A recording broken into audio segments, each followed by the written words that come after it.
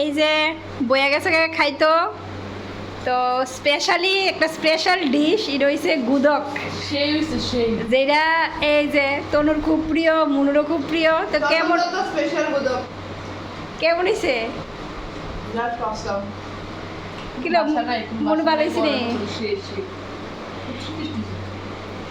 তো মাংস টাংস রাঁধছে এটি কিছু খায় না, বলে গুদক দিয়ে বলে খাইবো, এত স্বাদ হয়েছে। স্পেশাল গুদক বলে কথা। ও আচ্ছা, খাও।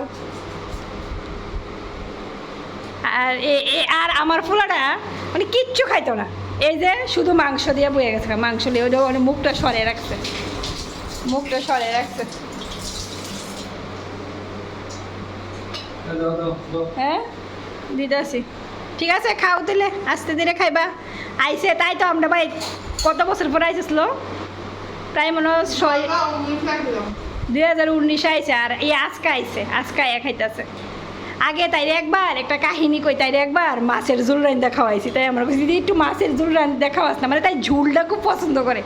আর আমিও এমন মাছের ঝোল রান্না খাওয়াইছি, একদম জল দিয়ে রাখছিলাম। কেমন হয়েছিল লো মাছের ঝোলটা? তখন